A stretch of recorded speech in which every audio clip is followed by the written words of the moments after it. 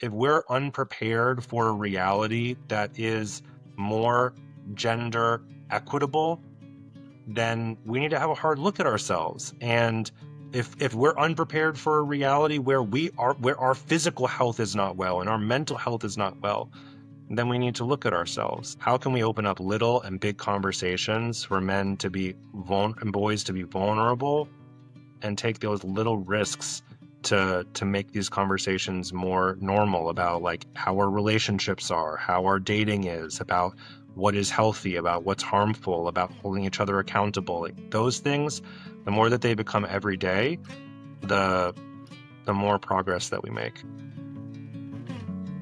Welcome to episode 6 of the Masking Tapes.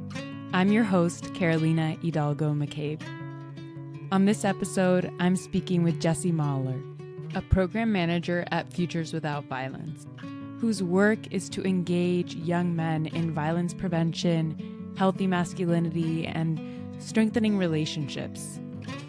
Without further ado, let's get started with episode 6 of the Masking Tapes. I am so excited to have you, Jesse, to have a conversation, not just about what it means to be a man today or what men are facing today, but also to think about what people like you are doing about it as practitioners in the field of gender-based violence, of violence prevention, of masculinity. Jesse, can you introduce yourself and tell us a little bit about what brought you on the Masking Tapes today? Well, you brought me on first and foremost. And our connection through a shared professor of ours for me from a decade ago. And I always find it funny being called like a practitioner because I guess that's what I am. I know I've been doing this work for like, 9 years now, but anyways, it still feels very funny. But I do practice it every day. So I'm Jesse Mahler. I'm out here in Oakland, California, where I've lived for 5 years.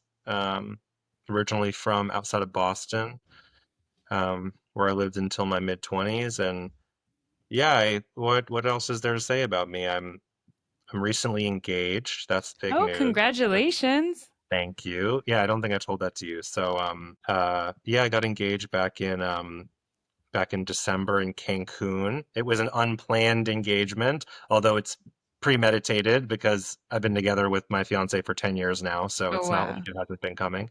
Um, but so we've been doing all, outfits and planning, and it's a whole thing. And honestly, that's been a bright spot within everything else that is the world right now. So yeah, Wow. I've been at Futures Without Violence, my organization, which does a lot of different types of work around domestic violence and sexual violence and healthy relationships and safe and healthy communities for 5 years. Futures has been around for 40 years and based in San Francisco, and yeah, I've felt very lucky to get the chance to work with communities across the country, community organizations, colleges, youth serving organizations, teens that are trying to identify what it means for men and boys to be healthy and safe and caring members of all of our communities. That's really Mm, at the very core of what we do. So wow. that's a bit Well, about me. we're grateful that you do the work and that you're not just in one area of the country, but you're getting the pulse on many different parts of the country, especially at a moment as critical as this. And as much as I want to dive straight into what you do, I also want to pull back a second to the first question that I always ask everyone. And in your personal experiences, what is one of the hardest things about being a man? And when you first told me that this was a question that you just liked posing to different men specifically, I was like, wow, you're really just going straight to the heart of it. But I mean, this question is one that we don't within the field of gender-based violence and the field of manhood, masculine, it's like we oftentimes don't start with it. And we'll talk a lot more about, how, the 20 years ago the conversation looked a lot different than now in terms of men, I mean, still feeling really, you know, you're being approached in this conversation because you're a perpetrator, because you're doing something wrong, because you're violent, because of toxic masculinity. And yeah, this is just a really different starting point, and I appreciate that. And for me, the hardest part, well, there's a lot of hard parts about being a man. For me, one of the biggest ones um, is feeling of loneliness that I've had on and off for my whole life, and I really associate that with just not learning growing up so many of the basic skills within friendships and romantic relationships that it would have helped me and mental health skills, just different things about how to be open, how to really identify what I'm feeling, to be able to do that emotional regulation, to be accountable to others, to not be defensive when someone's pointing out something that is hurting myself or someone else. You know, I think so much of it stems from the sense of competition that we as boys and men have from the very get-go.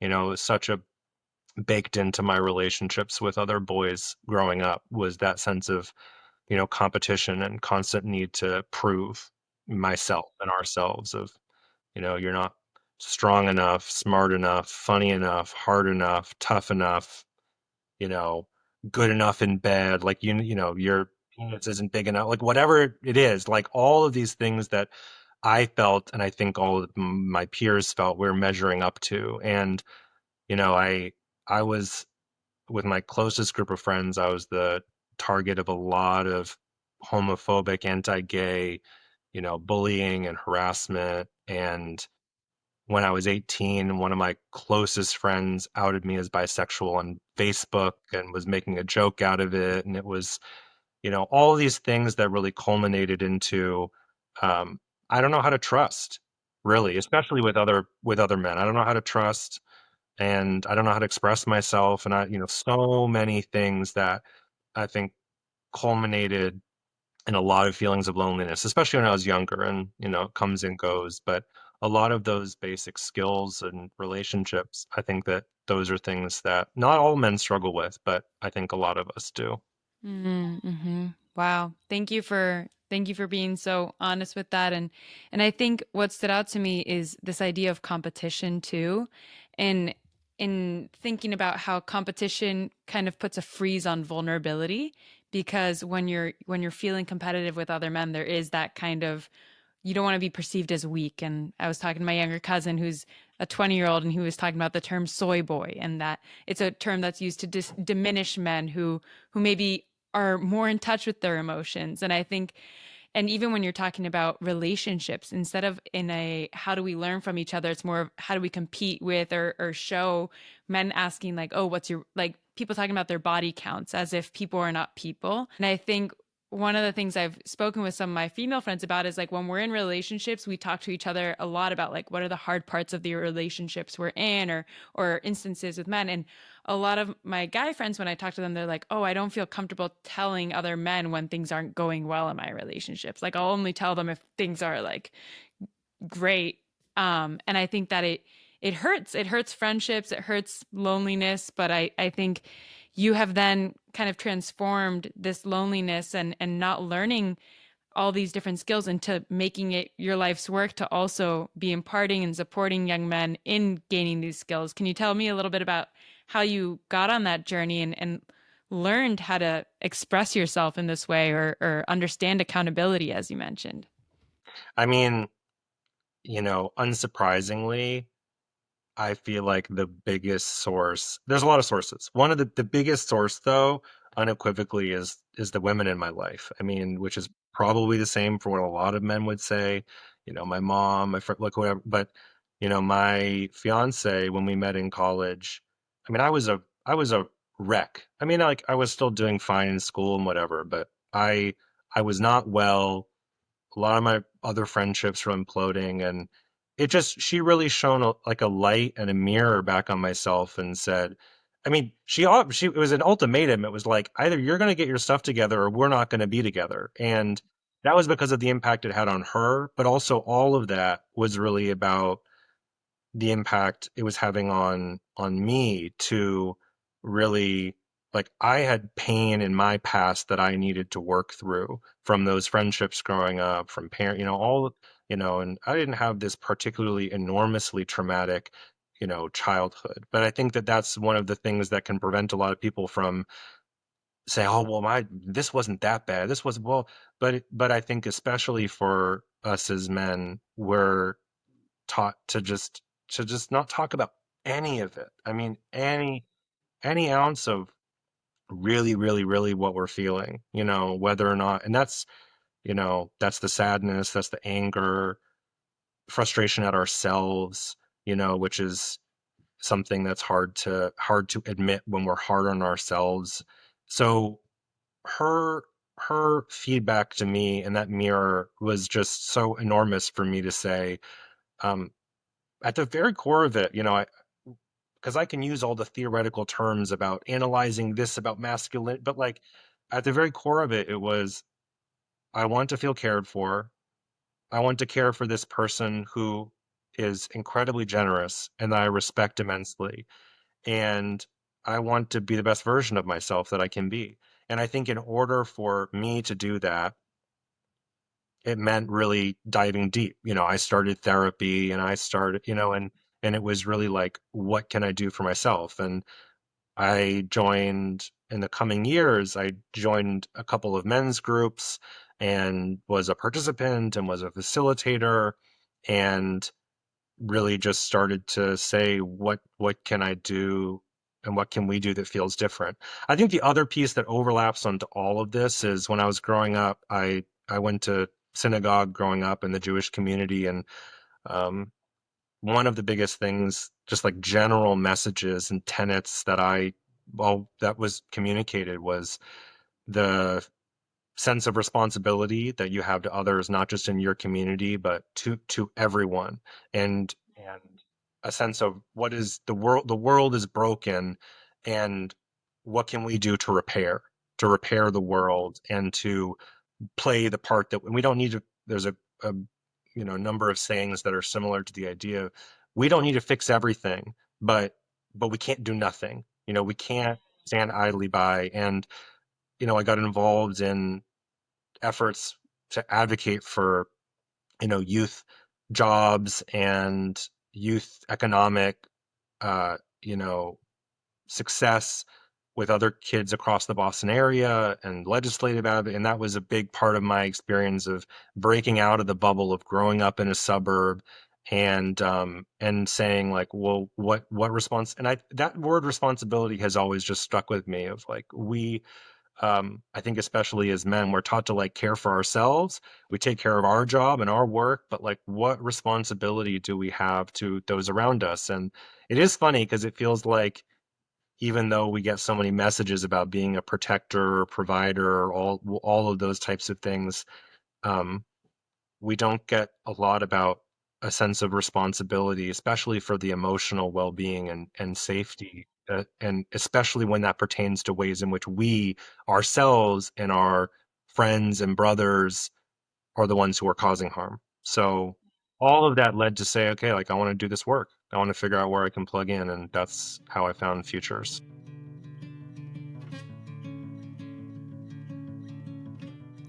I mean, what a journey, and also so many different sources of inspiration in your faith and your culture background, your upbringing, and then also just like taking the words of repairing the world and then thinking about like what's the next best step. And I think sometimes that's what paralyzes people, is thinking like, oh, I have to repair the world, instead of thinking like, how do I start with my immediate relationships, like you with your then girlfriend, now fiance, like being able to kind of make that journey of like, what is that next best step that you can take.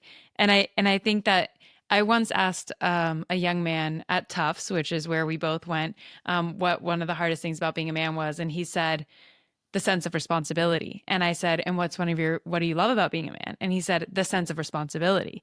And I think it can be true, and it's like, how do you take that responsibility and think about the responsibility for the emotional well-being of other people? And I think that that's one of the pieces that we often gloss over in this world of like, where does the emotional labor come about? And what strikes me about what you've just said is you could have had a moment there with your partner back in college when she was like, you have to go to therapy or fix yourself or this isn't going to work. And you could have kind of turned the other direction. If the manosphere maybe was as prevalent right then, like you could have been like, this isn't it. And you instead chose to take what I is far more courageous to do that kind of work on yourself. And I think what I see today, and even with shows like Adolescence, is people are not kind of showing in popular culture the different routes that people can take. And we're seeing these declining rates of marriages. We're seeing declining rates in relationships. And the other day, I was talking about this with someone, and I was like, "Oh, well, it's because and declining birth rates, we need better childcare policies." And it's like even in South Korea, where they're having better childcare policies, a lot of young women are saying, I don't want to have a partner who won't respect me. And so you can try to mitigate all these things, but if we don't have partnerships that are healthy, like that's going to impact our economy too. So like how do we kind of bring that into the work? And so can you tell me a little bit about what you all are specifically doing to you spoke about being part of men's groups, facilitating men's groups. What does that look like, and how are you guys kind of teaching about healthy relationships in a way that brings men to the table?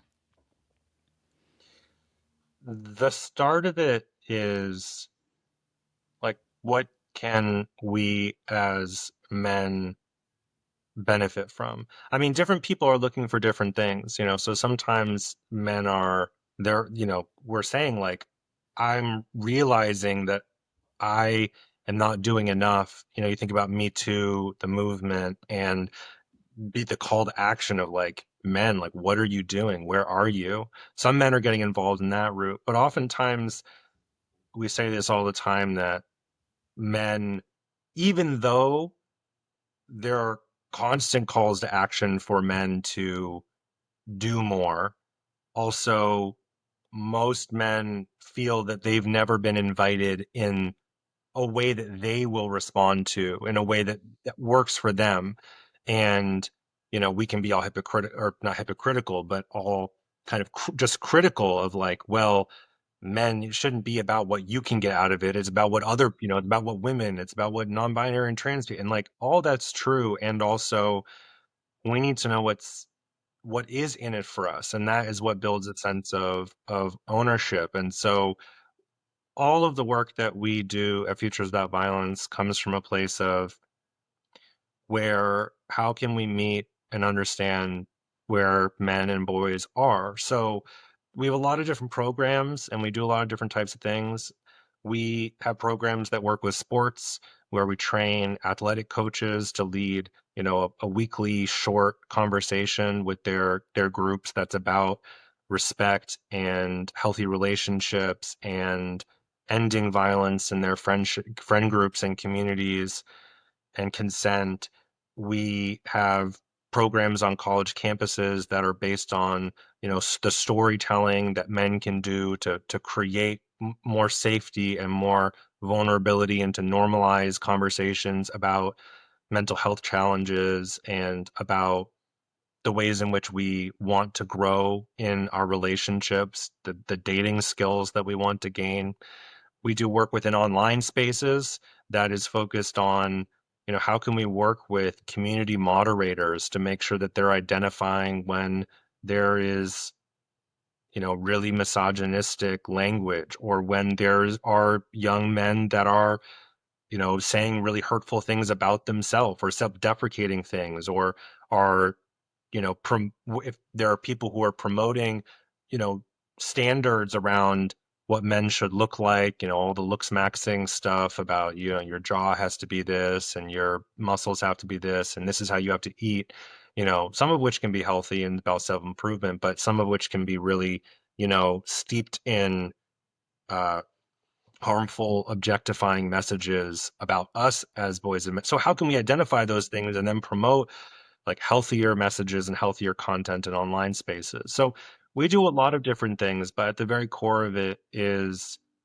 how are we inviting men to be a part of conversation and to be a part of action and to be a part of the solution, as opposed um, to be seen as part of the problem. And I think it's again, I have that voice in my head that's like, maybe it's more directed at myself than anyone. Like, you shouldn't need to be babied. Like, men are babied so much to get involved in this type of stuff because they've been asked for centuries to not sexually assault people, to not this.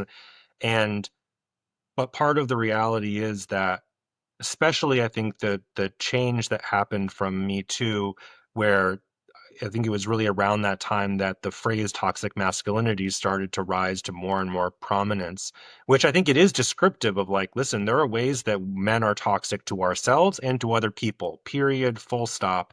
And also, there, if we as men within a world where the roles that across gender are changing and we're no longer fulfilling the same breadwinner type role that we used to, and the economic opportunities in front of us are changing, and educational, if all of these things are changing, we as a movement need to make this work attractive to men. We need to show what men have to benefit from it.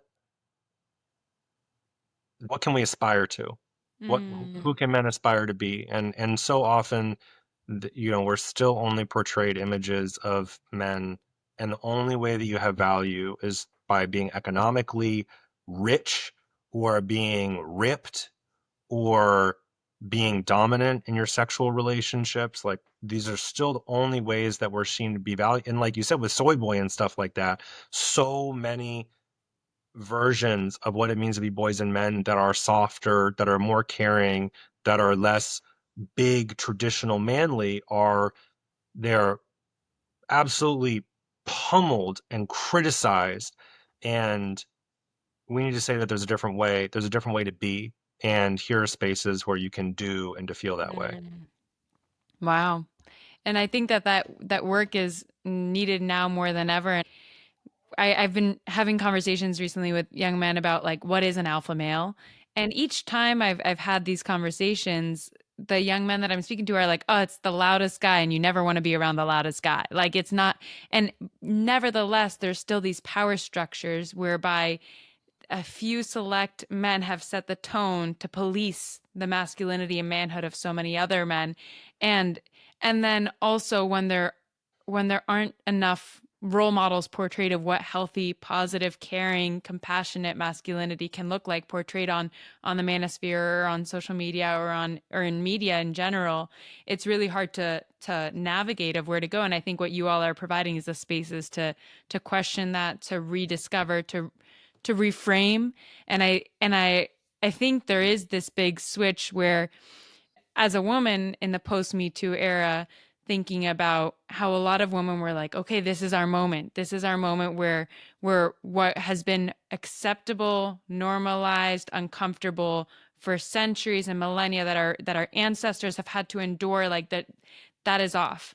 And then all of a sudden this whiplash of feeling too like the ad woman and stir model, or the girl power narrative, has also been one that has inadvertently pushed men in such a way to the side, onto the margins, where the only places they feel accepted or seen are then on these more far right or misogynistic areas of the internet, that then are like, you belong here, like you're worthy here, they don't want you. And then we have this kind of just divide, but it's also just a sad breakage between our, especially as a member of Gen Z, our generation, where all of a sudden there's a lot of ambitious young women that I know that are like, I don't know if I'll ever be a mother, because I'm not sure that there will be a man who will be able to accept my confidence and ambition and love in this world.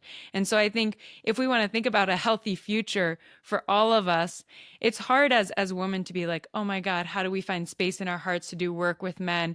And like you were saying, the kind of like caretaking of men again, or babying of men again, of like, how do we care for you and your feelings and emotions at this time? But also, we will not go further alone and separate. Like we are going to have to work together to figure this out. And I think that it's so important what you're doing.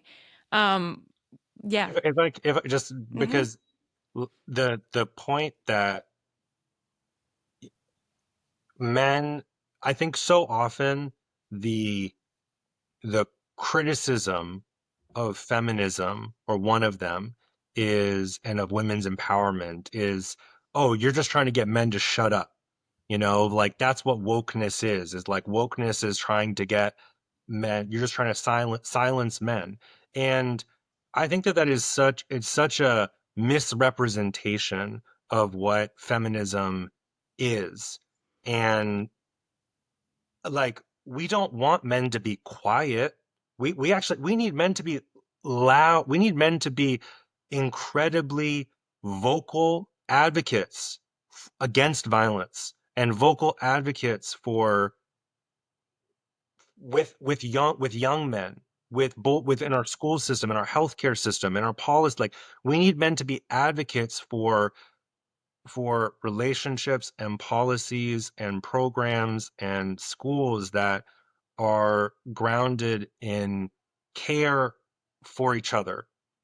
And that is so different than saying men just need to shut up. Now, like, there's a reality of, like, there are things that men say that are hurtful. There are things that I, Jesse Mahler, have said that have, especially growing up, because there's the normal. Like, I said sexist things, I said racist things, I said homophobic thing. I said all of these things because that was what you did if you didn't want to be bullied, and if you didn't want to be shamed, and if you didn't want to be seen as weak, all of these things, and if you wanted to fit in. So some of it, again, I think comes back to that piece of like, can we as men have thick enough skin? Can we be strong enough to own mistakes that we've made, to own that we are can be hurtful? And can we be strong enough to then transform that into, we need our voices, but it's knowing when to speak and when not to speak. And I mean, like you're saying about like the alpha, like everyone knows that the guy who's just like talking over people and all that, like no one, like that's, we're not trying to promote men who are just like silent on the corner. And I just think that it's Mm-mm. like it's such a misrepresentation of what we're trying to do. Yeah. And do you have any role models in masculinity and manhood that you look to for example on this? Oh man. I think that the reality is there are so few. I mean, I think that especially around non-gender-based issues, you think about the different roles that men have played in like advocating for racial justice in the course of history, like the big ones, the Malcolm X's and the Medgar B. Evers. There's those role models for what it means to speak up for justice and what it means to speak up for basic services for our communities. But around gender-based issues, around things like sexual assault, around things like domestic violence, I think there's a huge vacancy. And that's part of the reason that, I mean, now we could really go into this, but that's part of the reason that situations like Justin Baldoni are so unfortunate, because you have, the few men who really are more visible in their, I don't even, I don't love the word allyship, but are visible in their advocacy and introspection. And but this is part of the conversation, is like, men are we are imperfect, and men who are leaders have done horrible things, and also we still need to be able to move forward and repair.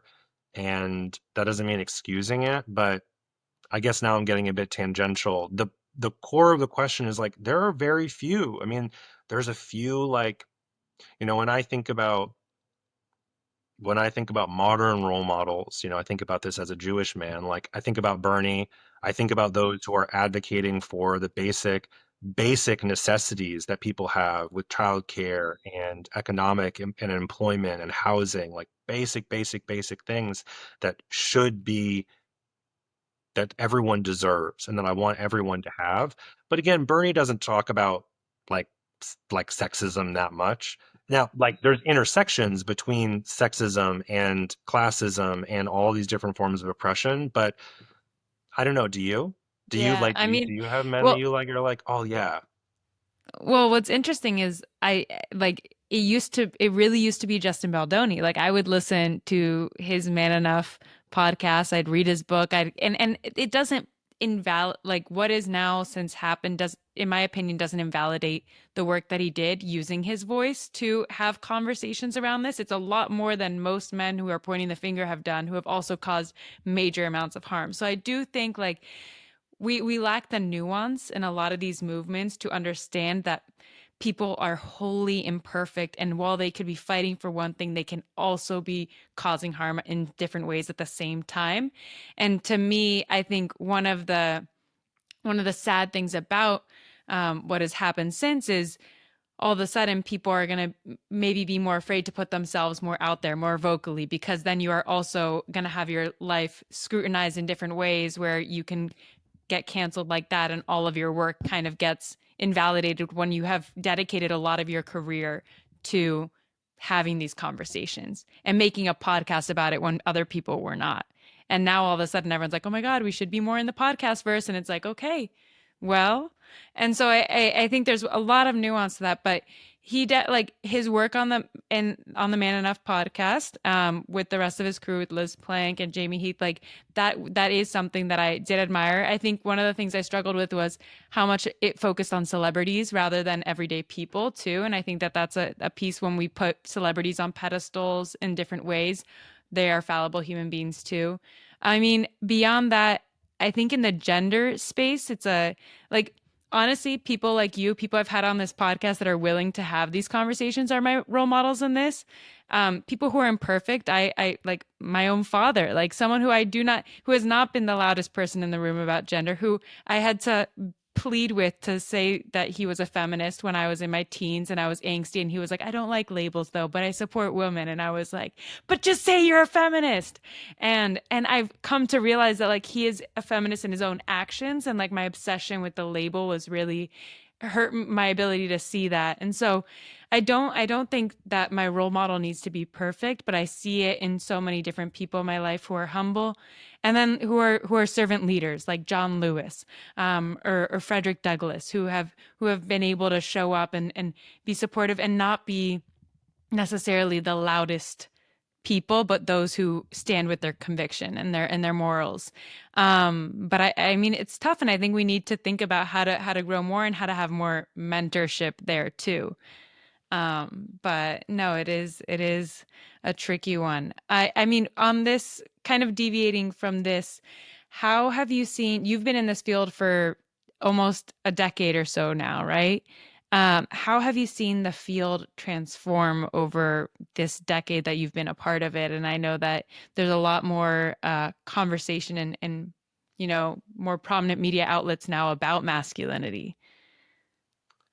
The I think that there's more of a difference between like 20, 25 years ago and now than 10. I mean, Me Hmm. Too, as we were talking about, I think really that shifted the landscape hugely, and it really it really created that call to action for men.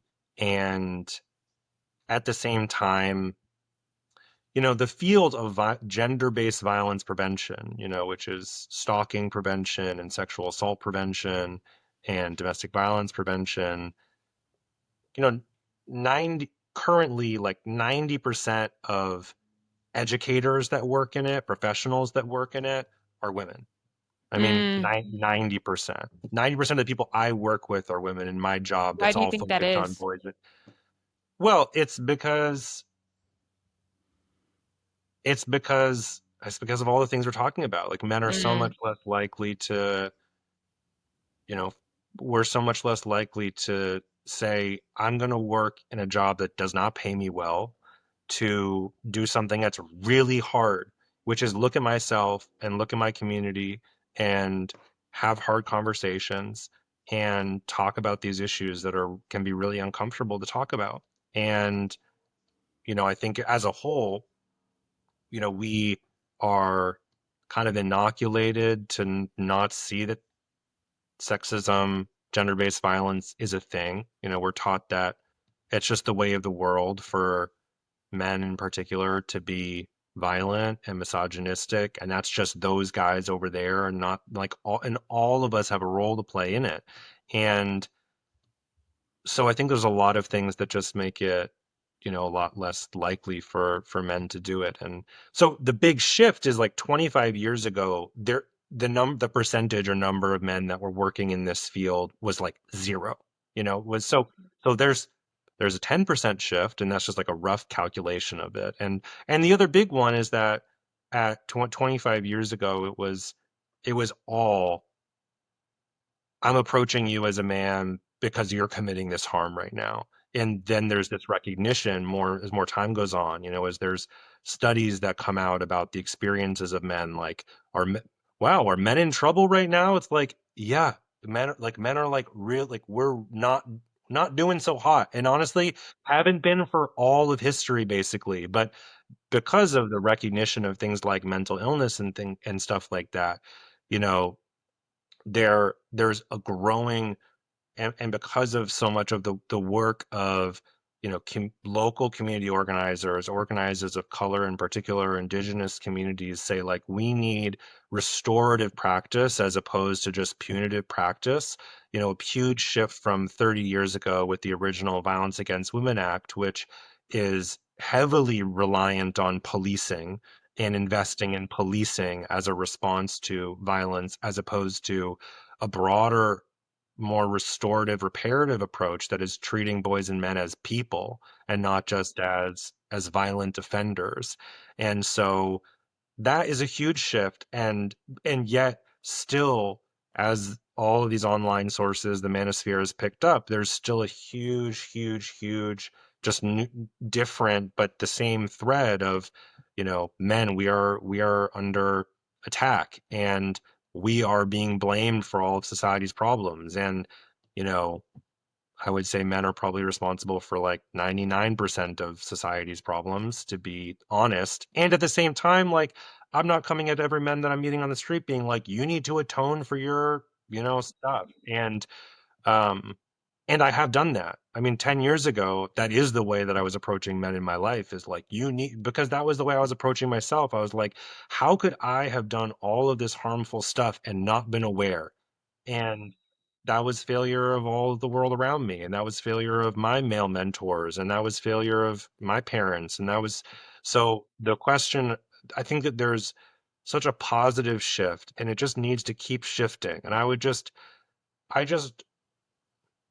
I don't know how hopeful I am, but I hope that the conversation can keep being had in a way that we as men can just keep feeling that sense of responsibility of like, this is on us.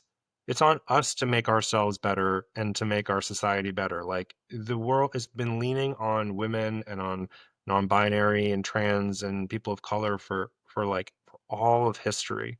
And anyways, now I'm going on a bit of a like tangent, but the big the shift towards approaching men with a sense of care is very new. And I think if we had been doing that for like 20 years ago, like, I just wish that had been the case, because I think that a lot of the violence prevention efforts on college campuses, within schools, it has come from a place that is, intentionally or unintentionally, only seeing boys and men as perpetrators. And that is not Mm-hmm. enough for us to be able to have something to aspire to, and Mm-hmm. to have a vision for how we can grow and actually like be the people that we want to be.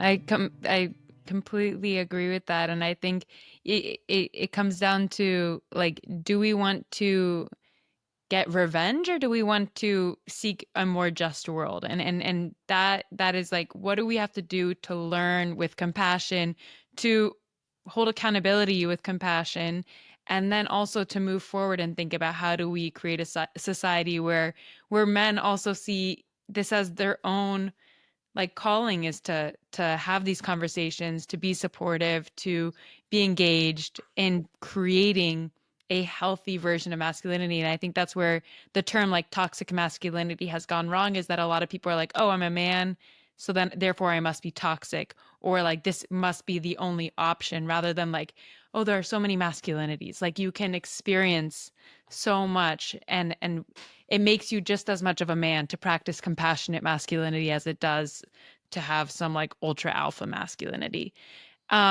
What you were speaking of there too, kind of, you were talking about the sounding of the alarms a little bit too. And before we got on this, my brother sent me this image of Fox News saying, it says, quote unquote, crisis in masculinity. Writer claims Trump's tariffs could help men. And I think one of the things I'm curious about is how is the framing of a crisis in masculinity, besides this tariff moment, helpful or harmful, as it's become much more popular to be like, there's a crisis in masculinity? Man, I don't know. It really can go both ways. Like it it it there's growing awareness through using a word like crisis that men are not well and our futures do not look bright. But of course, like if I'm coming at that from the standpoint of, okay, the only way for men's futures to be bright is to be in economic control of the people around me, to be the economic provider in a way that's taking away the the ownership and the power of my loved ones, of women, of spouses, or the only way out of that is to like work yourself to the bone, and you have to like you know I saw a TikTok recently that focused on making a joke basically that, pretty soon, or maybe even right now, like the manly thing to do when it comes to things like, taking care of your health and healthcare is like, it's manly to have to like be in debt for your health, as opposed to advocating for something like universal healthcare. It's like,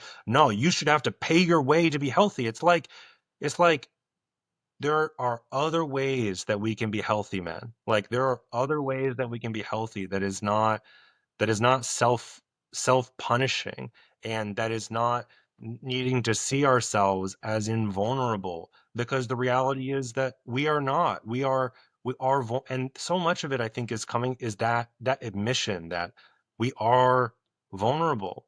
I mean, whether or not you're talking about suicide rates or talking about, whatever it might be, that if we're coming at it from the standpoint that the way in which we have been raising boys and men and teaching boys and men to fish, to live life, if we're coming at it from a standpoint that teaching has made us woefully unprepared for a future where women are more in control of their economic, educational livelihoods, have more ability to say no to sexual violence, if we're unprepared for a reality that is more gender equitable, then we need to have a hard look at ourselves. And if we're unprepared for a reality where our physical health is not well and our mental health is not well,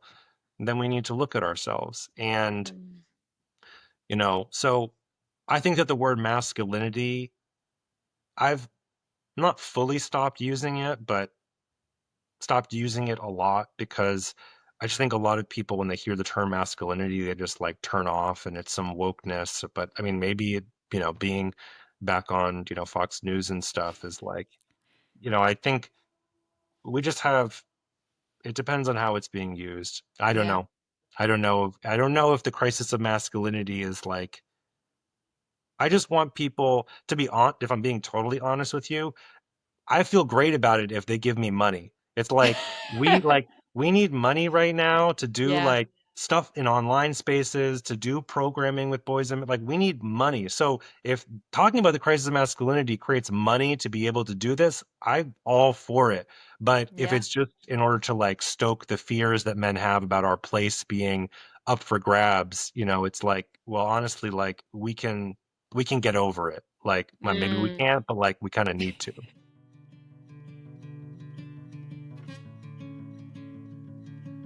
Yeah. Wow.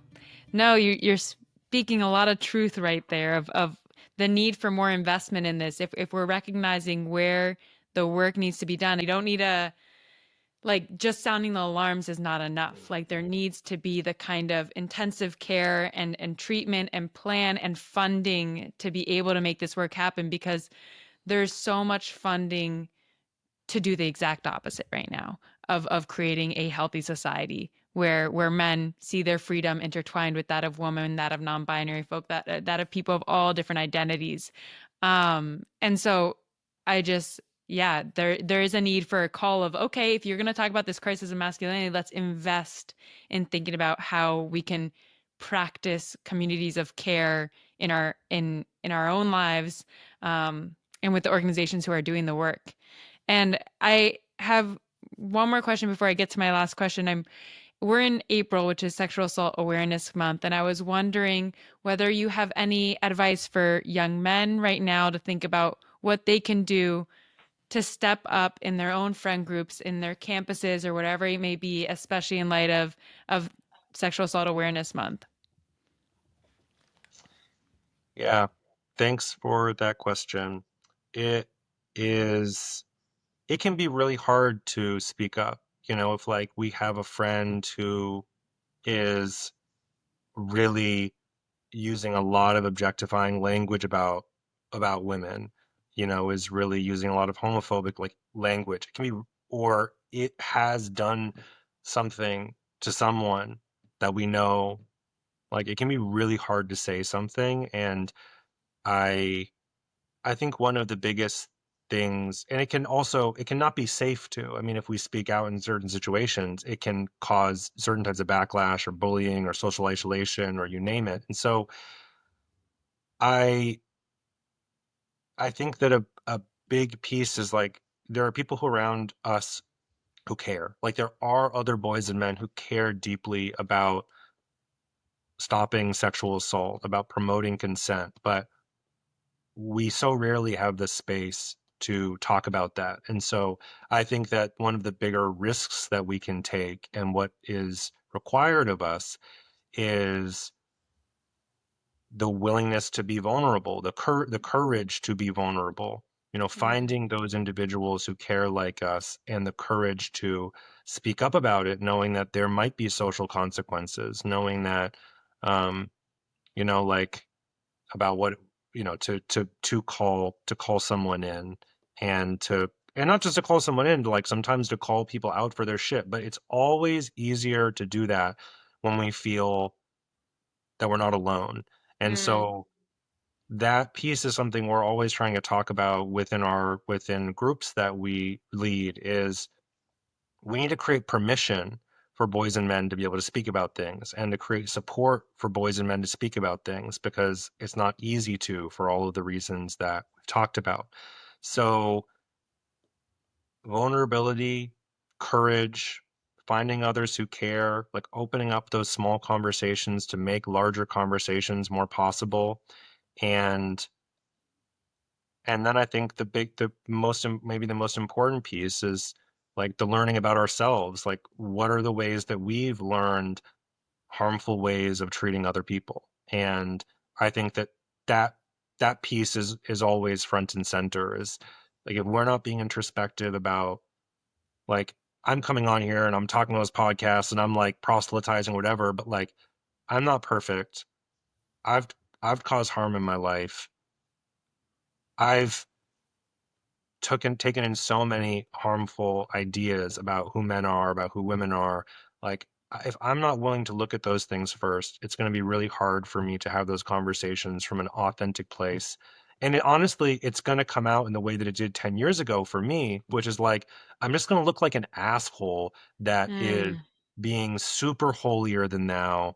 And that was the culture that I kind of learned about social justice in, was like, you always, like, you can never be wrong or you're going to get canceled. And so I think the point of how can we open up little and big conversations for men to be and boys to be vulnerable and take those little risks to make these conversations more normal about like how our relationships are, how our dating is, about what is healthy, about what's harmful, about holding each other accountable. Like those things, the more that they become every day, the more progress that we make. Wow. It's a lot of wisdom right there that I think the vulnerability and not putting yourself on some pedestal that you are some great protector, a perfect person. You don't have to be perfect to be able to start doing the work and take the next best step and to have these conversations and to be introspective and myself as a woman, the harmful notions I've held about women, the harmful notions I've held about men, the harm that I've caused, and recognizing none of us are perfect, that I can create a podcast to talk about this and also have held ideals or ideas that can cause harm and have caused harm is a piece of this process of how we move forward, and also how we recognize that the cancel culture nature of it is not going to bring us further, if not just make us more isolated from each other. So on that note, I'd love to ask my final question of the podcast, which, Jesse, is, what do you love about being a man? This is such like a hard question to answer. I feel when I saw this question and I knew you're going to ask it, I got very squeamish.